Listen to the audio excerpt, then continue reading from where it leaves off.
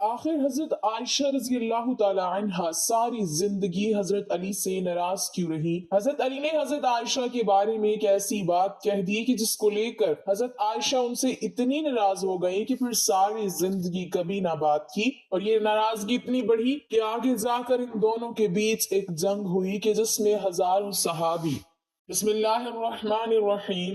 ناظرین، حضور صلی اللہ علیہ وسلم کی سب سے چہیتی بیوی حضرت عائشہ رضی اللہ تعالی عنہا حضرت علی کی ایک بات کی وجہ سے ان سے اتنا زیادہ غصہ ہو گئی کہ پھر ساری زندگی کبھی بھی حضرت علی سے بات نہ کی۔ وہ حضرت علی سے اتنا زیادہ غصہ رہتی کہ ان کا نام تک لینا بھی گوارا نہ کرتی۔ آخر یہی ناراضگی اتنی آگے پہنچی کہ حضرت عائشہ رضی اللہ تعالی عنہا اور حضرت علی کے بیچ ایک ایسی جنگ ہوئی کہ جسے جنگ جمل کہا جاتا ہے، اور اس میں ہزاروں صحابہ کرام کا پاکیزہ خون بہایا گیا، ہزاروں عورتیں بیوہ ہو گئیں اور ہزاروں بچے یتیم ہو گئے۔ حضرت عائشہ رضی اللہ تعالی عنہا کی زندگی میں ایک بڑا عجیب واقعہ پیش آیا، وہ یہ کہ جب اللہ کے رسول صلی اللہ علیہ وسلم غزوہ بنی مستلق میں تشریف لے گئی تو وہاں سے واپسی پر قافلے کو الگ الگ حصوں میں بانٹ دیا۔ اب جس قافلے کے لوگ جیسے جیسے تیار ہوتے رہتے تو چلتے رہتے تھے، سینکڑوں بلکہ ہزاروں اونٹ ہوا کرتے تھے، چلتے ہوئے بھی گھنٹوں لگا کرتے تھے۔ حضرت عائشہ رضی اللہ تعالی عنہا نے سوچا کہ قافلے کو تو جانا ہی ہے، اس لیے پتہ نہیں ابھی کتنا وقت لگے گا، کیوں نہ میں قضائے حاجت وغیرہ سے فارغ ہو جاؤں۔ اس وقت حاجت کے لیے کھیتوں میں جایا کرتے تھے،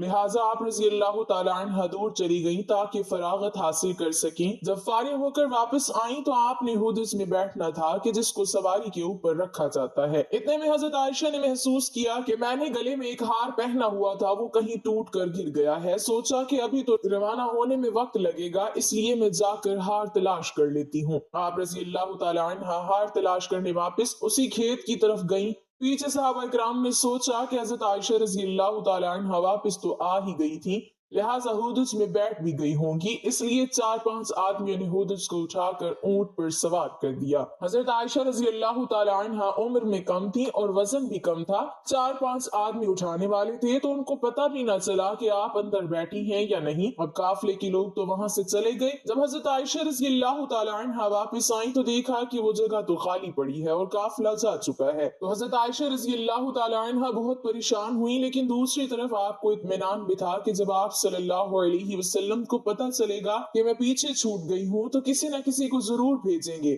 اس لیے آپ رضی اللہ تعالی عنہ وہیں پر بیٹھ گئیں۔ تھوڑی دیر بعد آپ رضی اللہ تعالی عنہ پر نیند غالب آ گئی تو آپ نے اپنے اوپر چادر ڈال لی اور سو گئی۔ حضور صلی اللہ علیہ وسلم کی عادت تھی کہ صحابہ کرام میں سے کسی ایک صحابی کو حکم دیا جاتا تھا کہ جب سارا قافلہ کسی جگہ سے چلا جائے تو اگر رات کا وقت ہو تو صبح کے وقت وہ صحابی وہاں آ کر دیکھیں کہ کہیں کوئی چیز چھوٹ تو نہیں گئی۔ لہٰذا ایک بدری صحابی حضرت صفوان رضی اللہ تعالی عنہ کو حضور صلی اللہ علیہ وسلم نے اس کام پر لگایا تھا، تو وہ صحابی جب اس جگہ پر آئے تو کسی کو وہاں لیٹا ہوا پایا۔ قریب آئے تو انہوں نے پہچان لیا کہ یہ تو حضور صلی اللہ علیہ وسلم کی بیوی حضرت عائشہ ہیں، تو انہوں نے اونچی آواز میں انا للہ و انا الیہ راجعون پڑھا۔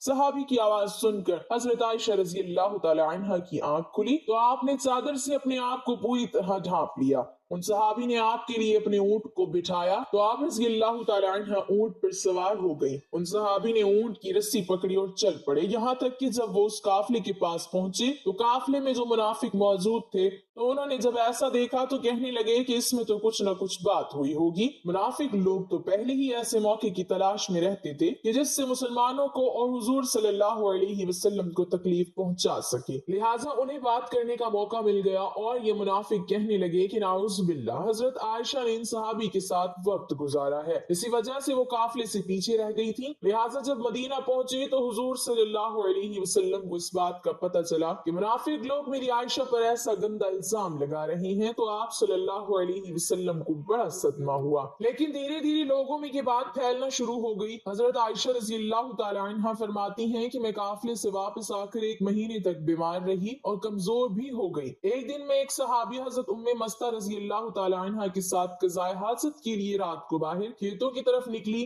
रास्ता चलते एक जगह पर उन सहाबिया को ठोकर लगी तो उन्होंने अपने बेटे को बद्दुआ दी। तो हजरत आयशा रज़ियल्लाहु ताला अन्हा फरमाती हैं कि मैंने उनसे कहा कि आप अपने बेटे के लिए बद्दुआ क्यों कर रही हैं? तो वो कहने लगी कि ए आयशा, क्या तुम्हें पता नहीं कि वो तुम्हारे बारे में क्या बातें करता है? तो हजरत आयशा ने पूछा कि आखिर वो मेरे बारे में क्या कहता है? तो उस पर उन सहाबिया ने हजरत आयशा को सारी बातें बता दी कि ए आयशा, तुम्हारे बारे में सारे शहर में ऐसी ऐसी बातें हो रही हैं। हजरत आयशा रज़ियल्लाहु ताला अन्हा फरमाती हैं कि जब मैंने ये सुना तो मेरे दिल पर बहुत बड़ा सदमा लगा और जल्दी से घर वापस आकर हुजूर सल्लल्लाहु अलैहि वसल्लम का इंतजार करने लगी। जब आप सल्लल्लाहु अलैहि वसल्लम मस्जिद से तशरीफ लाए तो मैं आपके सामने आई और सलाम किया। आपने सलाम का जवाब दिया लेकिन चेहरा दूसरी तरफ फेर लिया। मैं दूसरी तरफ से आई मगर हुजूर सल्लल्लाहु अलैहि वसल्लम ने अपनी निगाहें दूसरी तरफ कर ली। आपकी खामोश निगाहों ने मुझे बहुत सारी बातें सिखा दी थी कि इस वक्त आप सल्लल्लाहु अलैहि वसल्लम की तबीयत पर बोझ है और आप मुझसे कोई बात नहीं करना चाहते हैं। मैंने सोचा कि चलो मैं अपने माँ बाप के घर चली जाती हूँ ताकि सही हालात का पता चल सके कि आखिर मेरे बारे में कैसी कैसी बातें की जा रही हैं। तो मैंने घर जाने की इजाजत चाही तो आप सल्लल्लाहु अलैहि वसल्लम ने इशारे से फरमा दिया कि हाँ चली जाओ। हजरत आयशा रज़ियल्लाहु ताला अन्हा फरमाती हैं कि जब मैं घर पहुंची तो मेरी अम्मी ने दरवाजा खोला। मैंने देखा कि मेरी अम्मी की आंखें रो रो कर लाल हो चुकी हैं। परेशान चेहरे के साथ वो मेरे सामने खड़ी हैं। मैंने पूछा कि अम्मी क्या हुआ, लेकिन वो बिल्कुल खामोश रही। मुझे कोई जवाब न दिया और उनकी आंखों से आंसू टपकना शुरू हो गए। मैंने पूछा अम्मी मेरे अब्बू किधर हैं? तो उन्होंने चारपाई की तरफ इशारा कर दिया। मैंने देखा कि मेरे अब्बू हजरत अबू बकर सिद्दीक रज़ियल्लाहु ताला अन्हु चारपाई पर बैठे कुरान पढ़ रहे हैं। एक एक आयत पर उनकी आंखों से आंसू बराबर गिरते जा रहे थे। हजरत आयशा रज़ियल्लाहु ताला अन्हा फरमाती हैं कि जब मैंने घर में भी ऐसा गम का माहौल देखा तो मेरी तबीयत और ज्यादा परेशान हो गई। मैंने सोचा कि अब मैं क्या करूं कि जिन पर मुझे भरोसा था, जो मेरी जिंदगी के रखवाले थे, वो भी आज मुझसे नाराज हैं। माँ बाप भी आज मुझसे जुदा हैं। मैं आज कहाँ जाऊंगी? दिल में ख्याल आया कि क्यों ना मैं अपने अल्लाह की तरफ मुतवज्जे हो जाऊं। इसलिए हजरत आयशा रज़ियल्लाहु ताला अन्हा फरमाती हैं कि मैंने वुजू किया और घर के एक कोने की तरफ जाने लगी तो अम्मी ने पूछा कि ए आयशा किधर जा रही हो? क्योंकि उनको डर लग रहा था कि मेरी बेटी परेशान है, ऐसा ना हो कि कोई बड़ा फैसला करके खुद को हलाक ना कर ले। तो फरमाती हैं कि मैंने अम्मी को कहा कि अम्मी मैं अपने रब के हुजूर दुआएं करने जा रही हूँ। हजरत आयशा रज़ियल्लाहु ताला अन्हा फरमाती हैं कि मैंने मुसल्ला बिछाया और सजदे में सर रखकर दुआएं मांगनी शुरू कर दी कि ए परवरदिगार, ए फरियादों की फरियाद सुनने वाले अल्लाह, तेरे मकबूल बंदों पर जब भी कोई ऐसा वक्त आया तो ए अल्लाह तूने ही उनकी मदद फरमाई। ए अल्लाह, यूसुफ अलैहिस्सलाम पर इल्जाम लगाया गया था तो आपने एक बच्चे से गवाही दिलाकर उन्हें बचाया। ए अल्लाह, हजरत मरियम अलैहिस्सलाम पर इल्जाम लगाया गया था तो आप ही ने उनके शीर ख्वार बच्चे से पाक दामनी की गवाही दिलवाई। ए अल्लाह, आज तेरे महबूब की आयशा तेरे दरवाजे पर हाजिर है और फरियाद करती है कि मुझ पर भी तोहमत लगी है। ए अल्लाह, तू हुमैरा की मदद फरमा। मेरे शौहर ने भी इस वक्त मेरा साथ छोड़ दिया है। अब आपके अलावा मेरा कोई सहारा नहीं है जो इस कमजोर को तसल्ली दे सके। ए अल्लाह, मेरी मदद फरमा। हजरत आयशा रज़ियल्लाहु ताला अन्हा रो रो कर दुआएं कर रही थी। इधर दुआएं मांगी जा रही थी और उधर हुजूर सल्लल्लाहु अलैहि वसल्लम ने मस्जिद नबवी में एक मजलिस मुशावरत कायम की हुई थी, जिसमें हजरत आयशा रज़ियल्लाहु ताला अन्हा के वालिद हजरत अबू बकर रज़ियल्लाहु ताला अन्हु के अलावा बाकी सारे बड़े सहाबा किराम मौजूद थे। हुजूर सल्लल्लाहु अलैहि वसल्लम सबके बीच गमज़दा बैठे हुए थे। सहाबा किराम के चेहरों पर उदासी थी क्योंकि वो अपने महबूब हुजूर सल्लल्लाहु अलैहि वसल्लम के चेहरे को गमज़दा देख रहे थे कि जिसकी वजह से सहाबा किराम की भी तबीयत कुछ अजीब सी बन चुकी थी। इसीलिए कुछ सहाबा किराम तो सिस्कियां ले लेकर रो रहे थे। हुजूर सल्लल्लाहु अलैहि वसल्लम ने अपने सहाबा किराम से पूछा कि इस मामले में तुम मुझे क्या मशवरा देते हो? तो सबसे पहले हजरत उमर रज़ियल्लाहु ताला अन्हु ने आगे बढ़कर कहा, ए अल्लाह के रसूल, अल्लाह ताला ने आपको इतनी इज्जत और शराफत बख्शी है कि आपके बदन पर किसी गंदी मक्खी को भी बैठने की इजाजत नहीं। तो जब अल्लाह ने आपको इतना पाकीज़ा बनाया है तो आपके जीवन साथी ऐसी कैसे हो सकती है कि जिसके अंदर गुनाहों की गंदगी हो? इसलिए मुझे तो ये चीज बिल्कुल झूठ नजर आती है। इसके बाद हुजूर सल्लल्लाहु अलैहि वसल्लम ने हजरत उस्मान रज़ियल्लाहु ताला अन्हु से पूछा कि उस्मान, तुम क्या कहते हो? हजरत उस्मान रज़ियल्लाहु ताला अन्हु ने उस वक्त नबूवत की सोहबत का हक अदा कर दिया। उन्होंने अर्ज किया कि ए अल्लाह के रसूल, اللہ تعالیٰ نے آپ کو ایسا بنایا ہے کہ بادل آپ کے سر پہ سایہ کیے رہتا ہے، آپ کا سایہ زمین پر نہیں پڑتا کہ ایسا نہ ہو کہ کسی کا قدم آپ کے سائے پر پڑ جائے۔ جب اللہ تعالیٰ نے آپ کے ادب کا اتنا لحاظ فرمایا کہ کسی کی قدم آپ کے سائے پر نہیں پڑ سکتے، تو یہ کیسے ممکن ہو سکتا ہے کہ کسی کو آپ کی پاکیزہ بیوی پر قابو حاصل ہو جائے کہ وہ ان کے ساتھ کچھ غلط کام کر سکے؟ لہٰذا یہ چیز تو ہمارے وہم و گمان سے بھی باہر ہے کہ اما عائشہ کے ساتھ ایسا کچھ ہوا ہوگا۔ ان کی باتیں سن کر حضور صلی اللہ علیہ وسلم خاموش ہو گئے، لیکن تھوڑی دیر بعد حضور صلی اللہ علیہ وسلم نے حضرت علی رضی اللہ تعالی عنہ سے پوچھا کہ اے علی، تم اس معاملے میں کیا کہتے ہو؟ تو حضرت علی نے عرض کیا کہ اے اللہ کے رسول، ایک بار میں نے دیکھا کہ آپ کے جوتوں میں کچھ گندگی لگ گئی تھی، لیکن آپ صلی اللہ علیہ وسلم کو تو اس کی خبر نہیں تھی، اس لیے آپ نے جب ان جوتوں کو پہننا چاہا تو اللہ نے حضرت جبرائیل کو بھیج کر آپ کو اطلاع فرما دی کہ آپ کے جوتوں میں کچھ گندگی لگی ہوئی ہے۔ تو اے اللہ کی رسول، جب جوتوں پر گندگی لگی ہوئی تھی تو آپ کو بتا دیا گیا، تو اگر آپ کے گھر والوں کے ساتھ کوئی ایسا معاملہ ہوتا تو آپ کو کیوں نہ بتایا جاتا؟ اس لیے مجھے یہ بات کچھ ٹھیک نظر نہیں آتی۔ حضور صلی اللہ علیہ وسلم پھر سے خاموش ہو گئے۔ حضور صلی اللہ علیہ وسلم کی اداسی دیکھ کر حضرت علی رضی اللہ تعالی عنہ دوبارہ کہنے لگے کہ اے اللہ کے رسول، اگر آپ کی طبیعت بہت زیادہ غم زدہ ہے تو آپ چاہیں تو عائشہ کو طلاق دے دیں، آپ کے لیے بیویوں کی کون سی کمی ہے؟ اللہ تعالیٰ آپ کو کوئی اور جیون ساتھی عطا فرما دیں گے۔ ان کی یہ بات سن کر حضرت عمر رضی اللہ تعالی عنہ تڑپ اٹھے اور کھڑے ہو کر کہنے لگے کہ اے اللہ کے رسول، آپ یہ ارشاد فرمائیں کہ عائشہ سے آپ نے اپنی مرضی سے کیا تھا یا آپ کو اللہ نے کہا تھا کہ عائشہ سے نکاح کرو؟ تو حضور صلی اللہ علیہ وسلم نے انگلی سے آسمان کی طرف اشارہ کر کے بتا دیا کہ یہ حکم مجھے اللہ کی طرف سے دیا گیا تھا کہ عائشہ سے نکاح کرو۔ تو اس پر حضرت عمر رضی اللہ تعالی عنہ فرمانے لگے کہ اے اللہ کے رسول، اب آپ مجھے چھوڑ دیجئے اور ان منافقوں کو چھوڑ دیجئے، میری تلوار جانے اور ان منافقوں کی گردن جانے، وہ اللہ کے پسند کی عورت کے بارے میں ایسی باتیں کر رہی ہیں، میں ان سبھی کی گردنیں اڑا دوں گا۔ حضور صلی اللہ علیہ وسلم نے اس وقت حضرت عمر کو محبت کی نگاہوں سے دیکھ کر حضرت عمر کے غصے کو ٹھنڈا کیا، دل سے گویا کہ اللہ کے رسول حضرت عمر سے کہہ رہے ہوں کہ اے عمر، اللہ تیرا نگہبان ہو، تو نے میرے غم کو ہلکا کر دیا۔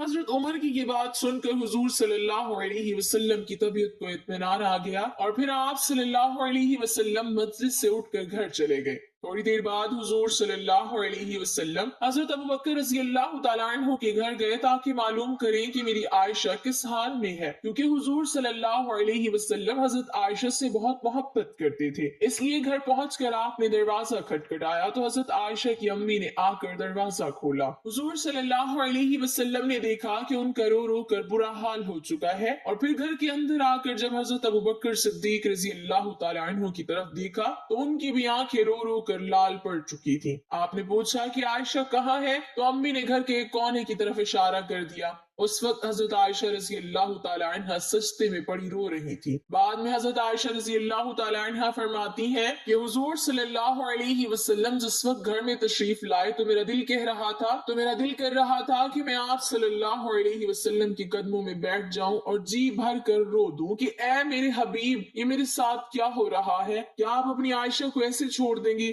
مگر میرے دل نے کہا کہ اے عائشہ، تو نے اپنے رب کے سامنے اپنی فریاد بیان کر لی ہے، اس لیے اب اپنے رب ہی سے مانگو، تیرا رب ہی تیرا نگہبان ہوگا۔ لہٰذا حضور صلی اللہ علیہ وسلم نے پکارا کہ اے عائشہ، تو آپ صلی اللہ علیہ وسلم کی آواز سن کر حضرت عائشہ نے سجدہ پورا کیا اور آ کر چارپائی پر خاموش بیٹھ گئی۔ حضور صلی اللہ علیہ وسلم قریب ہی بیٹھے ہوئے تھے۔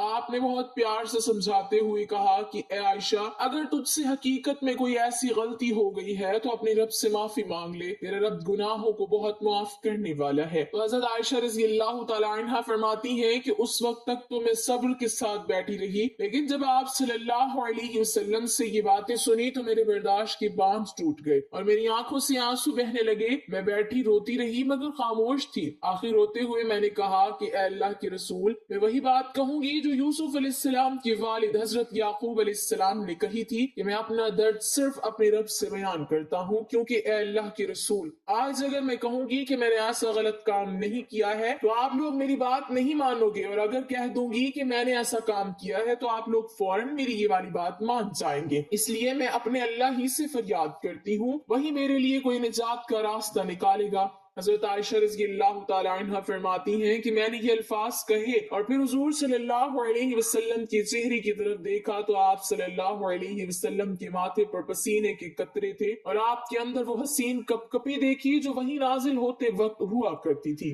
پھر اچانک آپ صلی اللہ علیہ وسلم پر وحی کی کیفیات طاری ہونے لگی اور آپ صلی اللہ علیہ وسلم نے اپنے اوپر چادر ڈال لی۔ حضرت عائشہ رضی اللہ تعالیٰ عنہ فرماتی ہیں کہ میں آرام سے بیٹھی تھی، دل میں خیال آ رہا تھا کہ اللہ تعالیٰ آپ صلی اللہ علیہ وسلم کو خبر کر دے گے یا نیند میں کوئی خواب دکھا دیں گے کہ میں بے گناہ ہوں، مگر میرے ماں باپ اس وقت بہت زیادہ پریشان تھے۔ میں نے اپنے والد کو دیکھا کہ وہ تڑپ رہے تھے کہ وہی نازل ہو رہی ہے، پتہ نہیں میری بیٹی کی قسمت کا کیا فیصلہ ہو۔ والد کی آنکھوں میں بھی آنسو تھے اور امی بھی رو رہی تھی۔ تھوڑی دیر بعد حضور صلی اللہ علیہ وسلم نے چہرے سے کپڑا ہٹایا تو آپ صلی اللہ علیہ وسلم کا چہرہ 14ویں رات کے چاند کی طرح چمک رہا تھا۔ حضرت عائشہ رضی اللہ تعالی عنہا فرماتی ہیں کہ اس وقت جب میں نے آپ کے چہرے پر خوشی کے آثار دیکھے تو میں سمجھ گئی کہ اللہ تعالیٰ نے میری برات ناصل فرما دی ہے۔ حضور صلی اللہ علیہ وسلم نے ارشاد فرمایا کہ اے عائشہ مبارک ہو، اللہ کا کلام آیا ہے کہ تو بالکل بے گناہ ہے۔